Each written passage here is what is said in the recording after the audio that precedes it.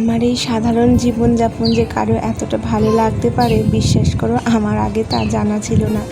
আমি না সেমন কোথাও বেড়াতে যাই খুব একটা, না আমার জীবনে আছে বিশেষ কোনো চাকচিক্য। আমি খুব সাদামাটা জীবনযাপন করি। আমার দেখানোর মতন বিশেষ কিচ্ছু নেই।